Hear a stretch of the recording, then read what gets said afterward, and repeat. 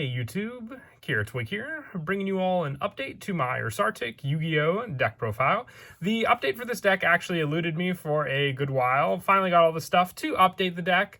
Since Burst of Destiny, it's actually been that long since I meant to update this deck with that set, giving us a lot of support for it, including mixing in with the Drytron cards to get out the Ursarctic Fusion monster. It's a deck that focuses sort of like the dark tuning from Yu-Gi-Oh! 5Ds, where you subtract the levels between your monsters to summon out your Ursarctic Polari, and then use Polari to summon out the bigger Ursarctic monsters, all focusing on the Big Dipper constellation for a good number of the card plays for the Ursarctics, and a big help with the new spell we got as well for the deck. Let's go ahead and get started with the deck profile.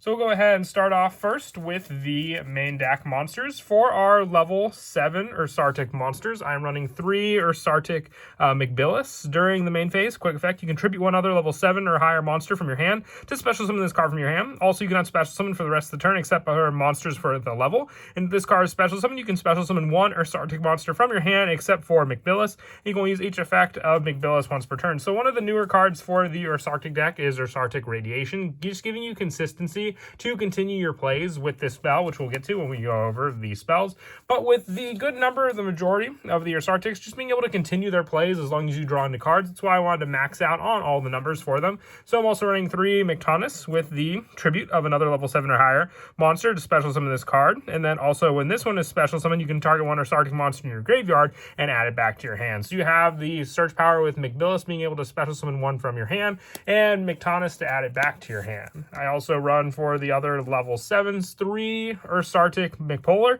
with this card.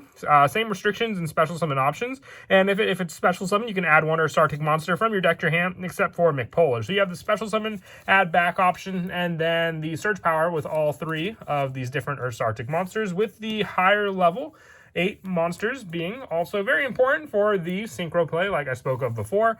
We're running 3 Ursarctic Megabilis. During your main phase, quick effect, you contribute one other level 7 or higher monster from your hand to special summon this card from your hand. Also, you cannot special summon for the rest of the turn except for monsters with a level. And if this card is special summon while you control another Ursarctic monster, you can target one card in your opponent's graveyard and banish it. You can only use each effect of Megabilis once per turn. So I thought of lowering the numbers for the level 8s, but once again, going off of the draw power for your Ursarctic Radiation, definitely just drawing into these cards can continue your plays, and you need a good number of level 8 monsters to focus on getting out your Polari. It cannot be synchro summoned, but it must be special summoned from your extra deck by sending 2 monsters you control with a level difference of 1. So if you have the level 7 and the level 8 monster, there's your synchro play. With the last of the Ursarctic monsters being the 3 Ursarctic Megapolar for the main deck Ursarctic monsters. With this one, when it's summoned, if this card is special summoned while you control another Ursarctic monster, you can target one spell or trap your opponent controls and destroy it. So it's the spell and trap destruction. I definitely do like this one at 3, so you have the destruction play. And I guess I know I maxed out all the numbers, but it's just so you have consistency to see those numbers and to use them against your opponent for those resources. For the other monsters, for the engine, I'm actually trying out 3 of the Ice Jade Tremora. You can send this card from your hand to the graveyard to special summon one water monster from your hand. If a face-up water monster you control is destroyed by battle or card effect while this card's in your graveyard, you can banish this card to special summon one Ice Jade monster from your hand or deck, except for Ice Jade Tremora. So I don't run any other Ice Jade cards in the deck. That's not the main focus. It's just an easier way if you just need that one resource from your hand summoned out onto the field, just by sending this card to special summon one water monster from your hand. And all of the Ursarctic monsters are water, so that can be easily done. And that really goes down to the fact that you just may be one short of a tribute to summon out. At least you have the resource with Tremora to summon out that other monster onto the field. And then for the hand trap option, I run 2 Effect Veiler and also 2 Ghost Bell and Haunted Mansion. You do run a lot for the hand trap option. I thought of Impermanence and Effect Veiler in the deck, but this is just player preference with my lineup for being able to shut down a lot of graveyard plays with your opponent with the Ghost Bell. This can be Ash Blossom if you wish, and same with the Effect Veiler, depending on what you want to mix around. This is just, like I said, my player preference for the hand trap lineup. And that is it for the main deck monsters. We'll now move on to the spells with the newest spell from the Battle of Chaos set.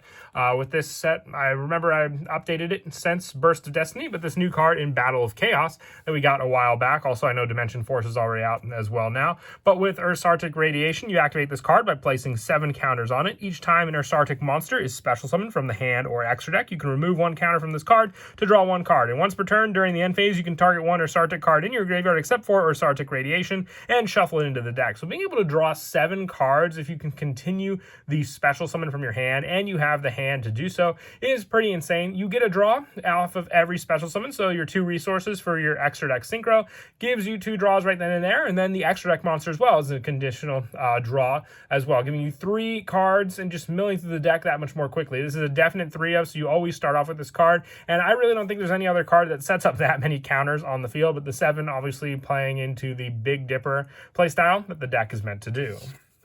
For more setup for your Ursarctic monsters, I also run 3 Ursarctic Slider. You target one of your Ursarctic monsters that is banished during your graveyard, special summon it, but cannot attack, also destroy it during the end phase. And for the rest of this turn, after this card resolves, you cannot special summon except for monsters with a level. So it works once again well with Radiation, giving you that special summon, and then a draw by removing a counter, but it's just that 1 resource again. You could be short that 1 monster, whether it's a banished resource or one in the graveyard back on the field to use.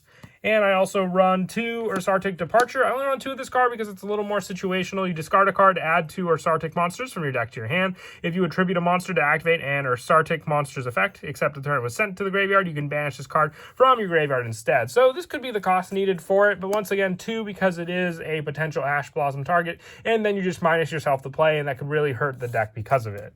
And I also run 2 Ursarctic Big Dipper. This is the field spell. Not only is it used for the fusion summon of Ultimate Flagship Ursatron, you need it with your Drytron Fafnir, which you run as well. With this card, with the activation once per turn, if your Ursarctic monster would tribute a monster to activate its effect, you can banish 1 level 7 or higher Ursarctic monster from your graveyard instead. And each time a monster is special summoned, place 1 counter on this card. And once per turn, if a monster is special summoned and an Ursarctic Synchro monster is on the field, except during the damage step, you can remove all counters from this card, minimum 7, and then target 1 monster your opponent controls and take control of it. Giving you that resource to use against your opponent can definitely come in handy, but also just being able to not have to use your own resources and being able to just banish from the graveyard instead, which can then also be special summoned back onto the field thanks to cards like Ursarctic Slider to use again.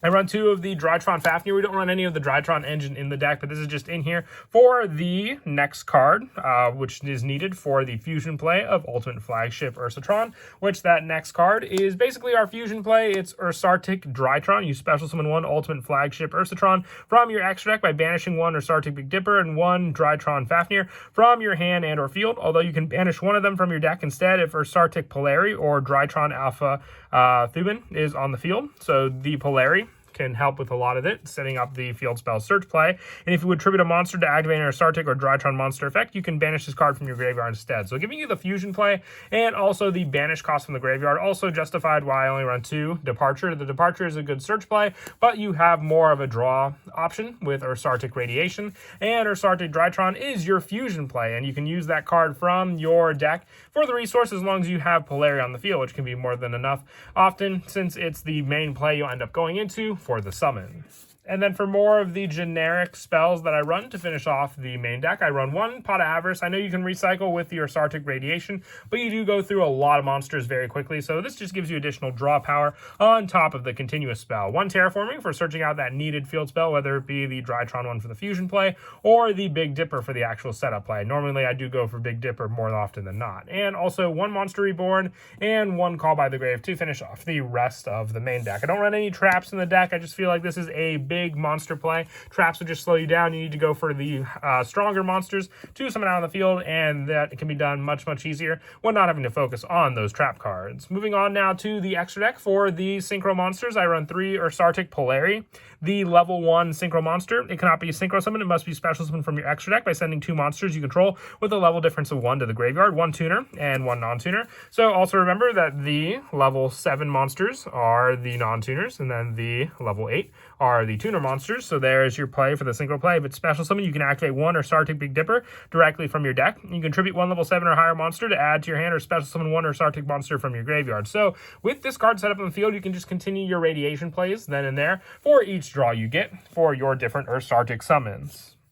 For some of the bigger monsters I summon out, I also summon out 2 Ursarctic Grand Chariots. It cannot be synchro summoned, but must be special summoned from your extra deck by sending 2 monsters you control with a level difference of 7 to the graveyard, 1 level 8 or higher tuner and 1 non-tuner. So the non-tuner will be Ursarctic Polari, and then the tuner monster will be your Mega Polar or your Mega Billis, having the level difference of 7 with these 2 monsters to summon this card out onto the field. And if it's special summon, you can target up to 2 cards on the field and destroy them. And once per turn, when a card or effect is activated that targets an Ursarctic card you control, you contribute 1 monster from your hand or field to negate the activation, working well with Big Dipper again to cover the banish cost from the graveyard if you were to do so. I also run 2 Ursarctic Septentrion for the final level 7 option, the difference being level 7 again for the summon.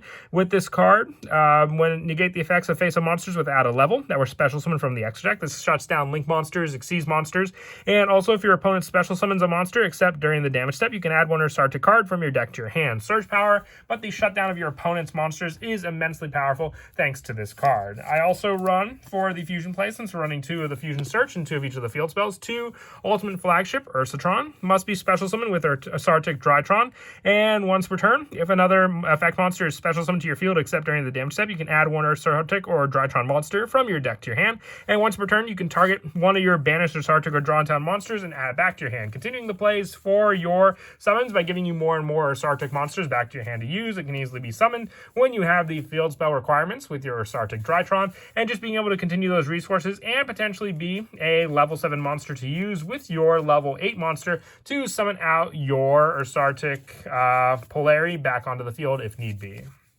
For more of the generic monsters, for the Link monsters that I run 1 Miss Starboy, 1 Cerberus, 1 Phoenix, along with 1 Barricade Board blocker for the field spell search. The Link Karibo doesn't happen as often, but it is a Polari target if need be, if I have no other play to go for a more defensive one to sit on. And the 1 Nightmare Unicorn. If you activate the Ursarctic monsters, you're locked into levels. So this is mostly just if you have the extra monsters left over the following turn, or any of the monsters you may have taken control of your opponent's monsters to use against them. And then as for some of the go-to plays with the setup with your Ursarctic Radiation, you activate this card, you get these 7 counters placed on it. So then every time you summon an Ursarctic monster from the hand or extra deck, you can remove 1 counter from this card to draw 1 card. So let's say you have your 2 Ursarctics for the tribute power in your hand. The more you have, the better for the tribute to go off of. Let's say even you have 1 of the Ice Jade monsters in your hand for that special summon. You can go for the tribute of 1 of your level 8 monsters, summoning onto the field, and with it you can continue your draw power. So with each counter you remove, you get a draw. So then if you send Ice Jade Tremora, you have the additional monster, and that is another draw. You go for then the extra deck play to go into your Ursarctic Polari, and then with this card for the summon, and when it's summoned, you can activate 1 Ursarctic Big Dipper directly from your deck. So then you get your field spell, and with that 3rd summon, you also have the 3rd draw card. So you may have invested a lot for the play with the 4 tributes, but thanks to this card and 3 counters removed, you made up for it with 3 additional draws that you can make use of. These are just because the deck was pile shuffled here, but 3 additional monsters to continue your play. And if you happen to get additional monsters that are the different Ursarctic monsters, potentially also another level 8, you can go for that additional tribute of that other Ursarctic monster onto the field, using that 1 other additional card in your hand, removing more and more counters, because then along with that, even if you use the 1 in your hand for the additional draw, you'll get a 2nd one off of this, and then the additional synchro summon using the 2 to go into either your Chariot or your Septentrion will continue the draw power as long as you go for all 7 plays for those counters. That's what's great about having these 7 counters on this card. You'll make up for all the minuses you invest towards your bigger synchro plays in the deck altogether. And for a lot of your tributes, once you set up Big Dipper and Polari, you don't have to waste much as your hand either to go up against your own combos, using those cards in the graveyard to banish instead. But that is it for the deck profile. I hope you all enjoy the video. It's definitely an interesting take on the whole synchro mechanic, going more for a minus setup with Polarity, and I hope we do continue to get more support for the deck in the future. We'll just have to wait and see what direction they could take the deck as well. And as always, until next time, please don't forget to leave a like and subscribe, and Kira Twig out.